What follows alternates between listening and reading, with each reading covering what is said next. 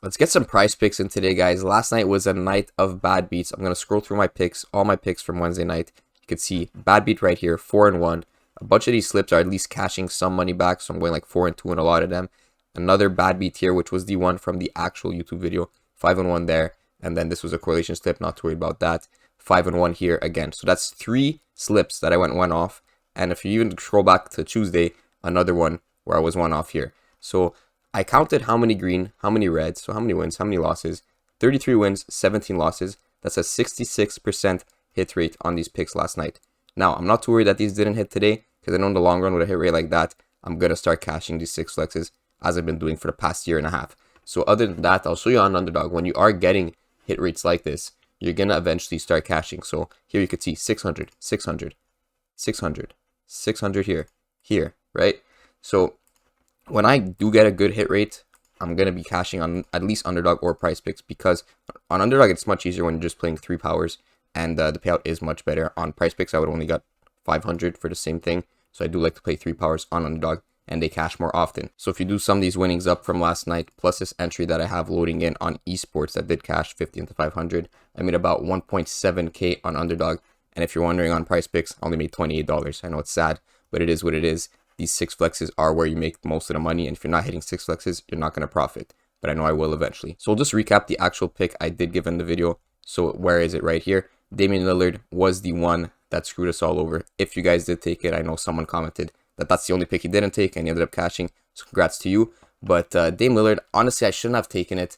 Looking back at it, I know it's easy to say when it lost, but when I was even looking at Giannis' status right here on this one right here, it says Giannis listed probable, but interesting designation, because the Bucks have a history of downgrading players from probable to out. So it's worth keeping an eye on. And I should have kept an eye on it. Instead, I played it in the entry for the sake of the video, and it did bite me in the ass here. So other than that, the Conley and Edwards stack did hit, as that's what I was going for. So Edwards under points, Conley under assists. Kobe White was non-sweat, and Gafford was also non-sweat. Now Jalen Brunson is another case where there was some lineup uncertainty. And RJ Barrett actually did not play, but Jalen Brunson still managed to cash the under here. Now, I know that was a bit of a long recap, so we'll get into the picks for today. And we're going to start off with the NHL, because there's 2 guys I want to grab here that I saw some good value on. The first one's going to be Jared McCann over 2.5 shots on goal. And the next one is going to be Brandon Hagel on the over half a point. So we're going to grab both these guys for NHL, and we're going to go straight into the NBA. I'll show you the value on them. So McCann, very, very good on minus 140, 58% likeness to hit, and Hagel about 56%. So just grab those in to fill in with our NBA picks. The next one I'm going to go with is Duncan Robinson. I know I took him like 2 days ago or whenever they last played, and I said grab his under 15.5 points or under 21.5 PRA, and he hit the over on both of those. I'm still going to go with the under 15.5 again. I know, fade me if you want, but there is value on it. So I'll show you minus 120, slightly juiced towards the under. So I don't see a reason to grab his over on this when the under is more juiced by all the sports books that are saying it's more favorable to hit. So that's going to be the first pick I'm going to go with. The next one, I was looking at Cam Johnson, and I do think I will take him on the under 16.5. And I was looking with a stack for him. So the stack would have been Spencer Dinwiddie under 6.5 assists. And since these guys have played together, it's only been 4 games. But this has hit in every single game. So if Dinwiddie's going over, Cam Johnson's also going over, and vice versa.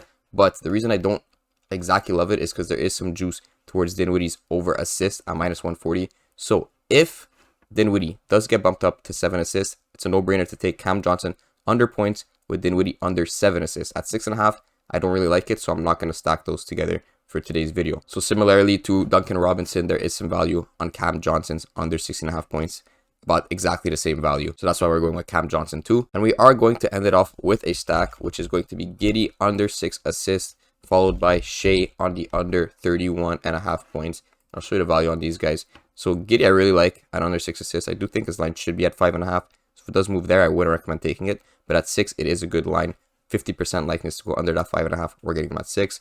And then Shea, slightly good value on this under 31.5 points. About 54.34%. So when you're stacking these guys together, when they're both juiced towards the under, it looks like a perfect play to me. So 80 into 2K there.